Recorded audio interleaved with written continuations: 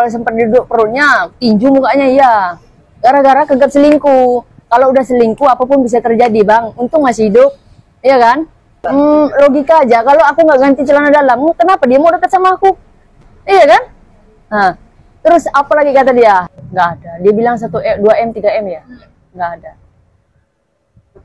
Nanti ada. Kita ada buktinya nanti keluar kok. Kita kan lihat dari ganteng, terus tinggi juga. Kalau satu kali dia bicara manis-manis, ya pastilah kita percaya. Ternyata kita di prank. Dan satu lagi, ini cowok ini, si A ini udah mengarah ke rasis ya. Ini ada unsur sara di sini ya. Dia udah berbicara agama ya. Dia bilang perjanjian itu pasti dibuat oleh seorang lawyer yang bukan muslim. Dia juga pernah loh mukul aku, tapi nggak pernah tuh aku videoin atau kasih bukti atau apa, karena aku nggak ada niat. Di dalam rumah tangga itu nggak ada mau videoin niat, bahkan darah pun dia niat kan, sampai 1 bulan dipoto-fotoin. Terkait dengan itu ada kejutan buat mereka-mereka. Tunggu, oke? Assalamualaikum warahmatullahi wabarakatuh. Feni Alberti buat 5 laporan polisi. Apakah Akas siap lapor balik? Polemik antara pasangan konten kreator Feni Alberti dan Akas Elahi semakin memanas.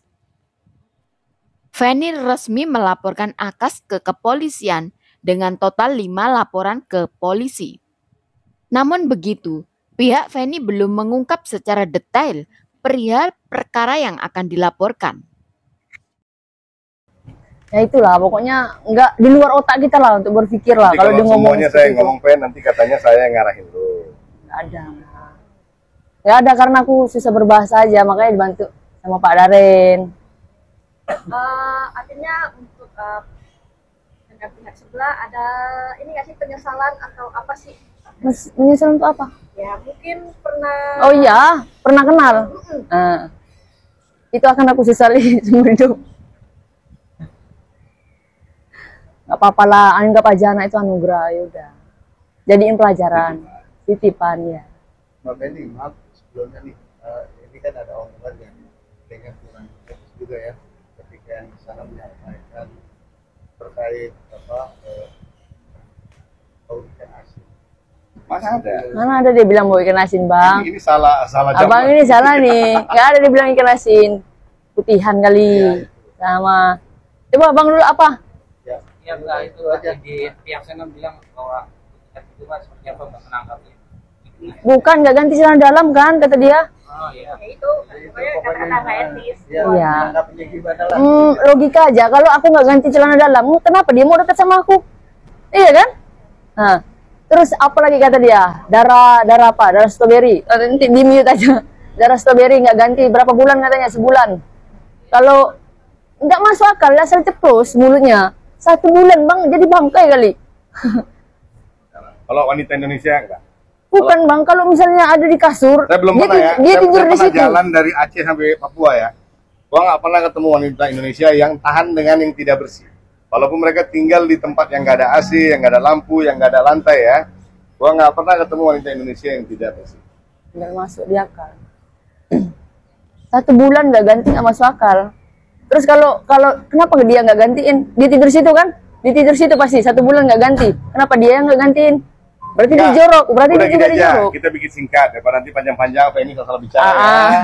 Terkait dengan itu ada kejutan buat mereka-mereka. Tunggu, oke? Nah itu aja. Jadi bukan shock, surprise. Apa yang boleh tahu di sebenarnya sosoknya seperti apa? Ketika pertama kali mengenal, akhirnya Terbuai. Ya dekat lah seperti itu. Coba Bang, bahasanya Bang, apa gimana Bang? Gimana nih pertanyaannya? Ya, Kak ini pertama kali ketemu dia, melihat sosoknya itu seperti apa? Orangnya kayak gimana? Kayak mana? Janganlah. Dia kayak manusia lah ya. Iya kayak manusia. Kayak laki-laki ya. Kita kan lihat dari ganteng, terus tinggi juga. Kalau satu kali dia bicara manis-manis, ya pastilah kita percaya. Ternyata kita di prank. Mbak Fen, katanya Mbak Fen juga perihal masalah anak itu seperti apa Mbak Fen? Apa namanya, untuk tes DNA Mbak Fen juga tidak mau gitu Mbak? Seperti apa Mbak menanggapinya Mbak? Ya nggak mau lah, nggak penting. Mau dia mengakui itu anak dia atau bukan urusan aku. Alasannya kenapa Mbak nggak mau? Nggak mau, nggak penting bang, nggak penting. Untuk apa? Untuk apa tes DNA? Dia tahu sendiri itu anak siapa, mau apa, nggak penting. Jadi nggak perlu tes DNA. Marah nggak sih dengan segala statementnya? Ya marah lah pasti kak. Manusia aku ini punya hati. Apa yang biasanya apa yang dilakukan meluapkan rasa marah, emosi, padahal kan memang kita seperti itu kan segala macam. Apa yang gimana cara meluapkan marahmu buat dia? Diam aja, Dengan santai, tersenyum. santai. Dengan tersenyum. Iya. Ada yang mencoba hubungi lagi dari pihak sana? Bapak aja yang Oh ngomong banyak itu. dong. Ini Mbak Emilia ini aja masih jadi gini ya. Gue bilang satu nih. Ini pengacara tidak sopan loh ya. Ini pengacara ceweknya ini nggak sopan ya. Ini klien saya loh. Mbak Emilia ini klien saya. Ini status masih kuasa aktif loh. Ya dia lawyernya lawan kita nih. Gue nggak bilang musuh, lawan ya. Dia kok boleh nelpon klien saya tanpa izin saya? Di mana dia belajar hukum? Paham nggak dia tentang kode etik pengacara? Mau gue laporin dia? Hah? Gue cabut izin dia bilang nanti jangan dia macam-macam terus-terusan. Gue karena perempuan gue berdiamin ya. Kalau laki-laki begitu-begitu tak kapan-kapan sudah gue proses dia. Pakai etika dong. Jadi manusia. Lu bukan Markus, bukan orang yang ngurus-ngurus perkara di jalan. Lu pengacara resmi loh, ngakunya ya gitu. Anda tidak boleh hubungin saya punya klien tanpa izin saya. Ingat ya. Ini peringatan terakhir ya. Sekali lagi, nggak ada lagi. Udah. Ini last warning for you. Remember. Mbak perihal uang katanya semuanya ke Mbak Feni dan dia membayar sendiri Mbak, itu uang gaji karyawan seperti apa Mbak? Nggak ada. Dia bilang 2M, 3M ya? Nggak ada. Nanti ada. Kita ada buktinya nanti keluar kok. Tapi ini terakhir mungkin ada yang ingin sampaikan nggak dia di sana? Antar. Ada yang mau disampaikan Mbak? Unek mungkin. Unek-uneknya Mbak, ada yang mau disampaikan nggak Mbak? Nggak ada. Berdoalah. Tersenyum aja. Berdoa. Yang jelas akan terus mengawal kasus ini ya Bang ya. Dan satu lagi, ini cowok ini, si A ini udah mengarah ke rasis ya. Ini ada unsur sara di sini ya. Dia udah berbicara agama ya. Dia bilang perjanjian itu pasti dibuat oleh seorang lawyer yang bukan Muslim. Dah? Yang buat itu lawyer Muslim, haji, mungkin udah 25 kali ke Mekah pun. Dah? Mungkin sebelum dia ke Mekah ini orang sudah Katanya mengatakan dia juga sering melakukan KDRT Mbak, seperti memukul, mencakar gitu. Seperti apa Mbak? Emang bener Mbak? Ya, emang benar. Karena sering apa? Iya, karena kegap selingkuh.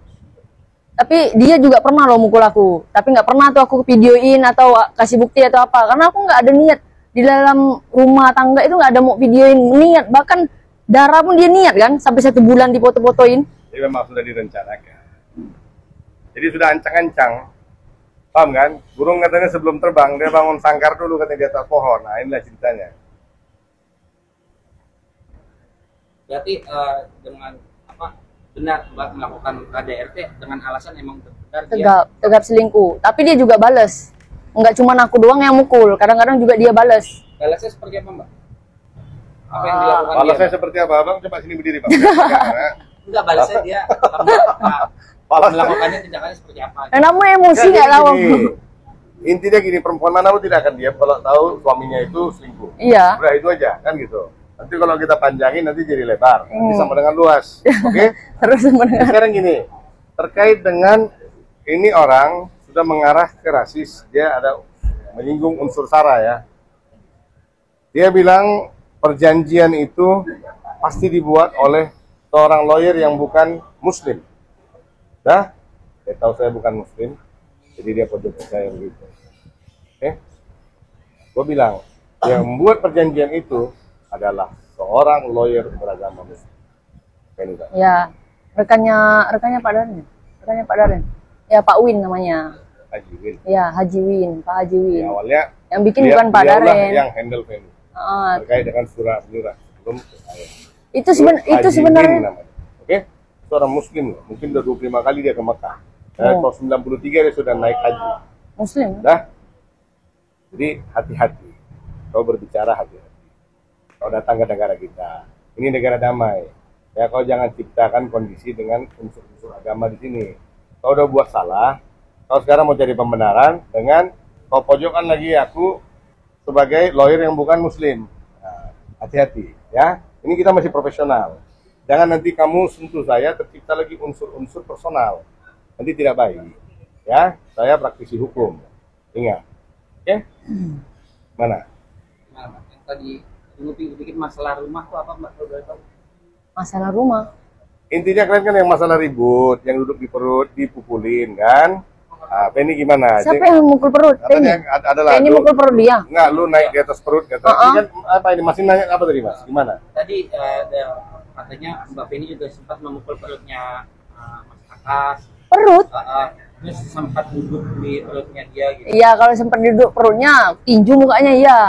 Gara-gara kegap selingkuh. Kalau udah selingkuh, apapun bisa terjadi, Bang. Untung masih hidup. Iya kan? Nah. Oke ya. Cukup. Kalian ini budak Ponti. Ya, kalian jangan mancing-mancing. Nah, apa? Ini kan abang mengawal kasus hari Mbak Media. Nah, untuk Penny sendiri itu kasusnya sudah ada laporan. Sudah. Sudah Di Indonesia. di Polres, Polda. Ada di Polda, ada di Polres. Sudah dilaporkan. Sudah, Bang. Saya kan bilang, saya udah buat 5 LP. Atas nama dari mewakili Mbak Emilia dan mewakili Penny Alberti, saya sudah buat 5 LP. Kapan rencananya? itu kamu Segera, kalian langsung aja telepon Kapolda Metro, telepon Kapolda Jawa Barat. Ini ada laporan, tolong dipercepat. Maksud saya kapan Mbak Penny akan diminta ikut? Belum. Nanti intinya begitu mereka panggil, kita pasti hadir. Pada saat kita hadir, teman-teman media kan pasti tahu. Kita bukan pura-pura baik, kita memang orang baik dan mencoba tetap menjadi baik. Udah itu. Laporan itu apa aja? Ya, semuanya pidana. Ya. Oke, gitu aja. Terima kasih. Selamat malam. Yuk. Tak tinggal diam. Pihak Akas melalui tim kuasa hukumnya kembali angkat bicara di hadapan awak media. Mereka menyesalkan langkah hukum Feni dan menyebut selama ini masih berusaha menyelesaikan secara damai karena mempertimbangkan anak. Di sini sudah sangat terlihat motifnya karena kami sudah berupaya untuk memediasi beberapa kali. Namun tidak hanya kami, namun beberapa podcaster juga mengundang secara langsung agar kita bisa menyelesaikan permasalahan ini dengan baik. Namun dari pihak FA dan juga pengacaranya memang sepertinya tidak mau menyelesaikan hal ini secara baik-baik, secara dewasa. Jadi saya melihat bahwa ada seseorang yang ingin memanfaatkan hal ini agar menjadi panjang, gitu. Jadi saya tidak takut atas pemberitaan yang sudah dilemparkan oleh pihak pengacaranya FH. Agak lucu ya sebenarnya gitu. Kalau kita mau menjadi pengacara yang baik, kita harusnya dapat memberikan konsultasi hukum kepada klien kami. Begitu juga terhadap kliennya Mbak FA itu. Ya kan? Semua ada konsekuensi hukum. Ketika dari pihak kami melakukan upaya hukum, pasti nanti akan ada yang namanya laporan balik. Itu yang kami sangat tidak inginkan, karena kenapa dari awal kita tidak pernah mengupayakan upaya hukum duluan? Karena kami selalu mempertimbangkan bahwa seperti ini, jika pidana ini masuk, apa yang diuntungkan dari permasalahan ini? Apakah kita mau memenjarakan ibu dari anak-anak seorang Akas Elahi? Tentunya kan itu bukan keinginan kami. Namun upaya itu dilakukan oleh pihak pengacaranya FA. Ya itu silakan saja. Kita juga pasti akan membela klien kami dengan bukti-bukti yang ada ya, tentunya ya. Dalam kesempatan tersebut, kuasa hukum Akas juga membeberkan awal mula hubungan Feni Alberti dan Akas. Keduanya bertemu di Jakarta, lalu membangun konten bersama, hingga menikah secara sirih dan dikaruniai 2 orang anak. Selama menjalin rumah tangga, usaha yang mereka bangun tersebut atas nama bersama. Dan semua penghasilan masuk ke rekening Feni. Pihak Akas pun menanyakan motif pelaporan ini yang baru ramai belakangan ini. Padahal konflik rumah tangga mereka sudah berlangsung cukup lama. Atas laporan polisi tersebut, pihak Akas juga tengah mempertimbangkan langkah hukum dan melaporkan balik Feni atas dugaan pencemaran nama baik. Saya bisa jelaskan ya bahwa tudingan hal-hal yang negatif itu tidak benar adanya. Kita bisa lihat dari bukti-bukti di sini, bukti-bukti transfer dan rekening. Ada pengeluaran 2022 yang dilakukan oleh PT Advent, di mana adanya usaha bersama antara Feni dan juga Akas. Di sini secara terperinci dilakukan analisis terhadap perusahaan Advent bahwa pengeluaran ini dibayarkan sesuai dengan kebutuhan dan kewajiban PT Advent tersebut. Itu selama ini ya? Itu selama berapa lama, berapa bulan? 2022 sampai dengan 2024. Berarti 2 tahun. Dari transferan ini juga dapat dibuktikan bahwa klien saya Akas setiap bulannya mentransfer kebutuhan anak-anaknya. Jadi di sini macam-macam. Untuk Feni sendiri aja sudah menerima 20 juta, 50 juta. Menurut tim kuasa hukum Akas, kliennya hingga kini belum melaporkan Feni ke kepolisian karena masih menghormati statusnya sebagai ibu dari kedua anaknya. Namun begitu, pihaknya juga tidak bisa tinggal diam jika terus disudutkan dan siap mengambil langkah tegas. Kalian bilang aku tinggalkan anak-anakku, aku kayak berasa kayak aku gak pernah nyangka ya kamu bisa semurah ini, kayak sampai mau pergi ke Jogja cari mantan yang 5 tahun lalu dan mau jilat ludah itu, kayak gak nyangka gitu. Aku pernah pikir kamu orang yang sombong, mahal, enggak seburuk itu yang untuk menjatuhkan. Karena aku dulu gak pernah lihat kamu begini seburuk untuk menjatuhkan orang. So kayak gak nyangka gitu, kok bisa gitu. Ya Allah, kalau aku pikir aku lakukan hal ini sama kamu sampai cari ke Pontianak, mantan suami kamu, terus cari keburu-burukan kamu, kayak kamu gak pernah ketemu anak kamu dari umur yang dari 5 bulan atau 2 bulan kamu tinggalin sampai sekarang dia gak pernah ketemu ibu. Terus aku bikin video, aku gendong mereka, aku peluk-peluk mantan suamiku. Sejijik itu gak aku sama kamu? Enggak, sumpah gak nyangka, sumpah. Saya cuma mau bilang, Mbak, udah 5 tahun sekarang Mbak harus move on. Saya sudah punya 2 anak. Saya tidak ada berhubungan dengan kamu apapun lagi. Kamu apain cari musuh-musuh aku untuk jelekin aku, bikin WhatsApp group dan sana kesini chat untuk mau keluarin Akas dan deportasi. Gak ada gunanya Kak, aku gak ada salah. Aku tidak pernah KDRT sama siapapun. Aku tidak pernah kriminal lakukan hal apapun. Aku aman Kak. Dengan cerita kurban-kurban yang kalian berdua bilang, emang aku nikah paksa kalian? Apakah kalian yang maksa-maksa berdua, Feni dan kamu juga? Feni itu mau nikah sama aku karena dia hamil. Oke, ya udah, aku sebagai laki-laki aku bertanggung jawab. Aku walaupun belum sayang sama dia, belum cinta sama dia, aku tanggung jawab. Oke, nanti cinta yang akan kumpul. Alhamdulillah aku lanjut hubungan walaupun hubungan itu toksik banget, ada main. Dan kurasa yang ada di otak si Walid Pakistan tadi, setelah dia pergi podcast dan dia udah memberitahu kejelekan mantan istrinya, orang bakalan respect sama dia. Nyatanya apa? Kena hujat kau satu Indonesia bujang. Geram kali aku. Kau kalau belum pandai bahasa Indonesia, bagus kau les dulu, betul gue bilang. Les dulu kau, biar tahu kau mana kata-kata yang bisa diucapkan di Indonesia ini ya, dan mana kata-kata yang nggak bisa diucapkan. Nah itu aja aku bilang. Jadi nggak suka-suka muncung kau itu berbicara.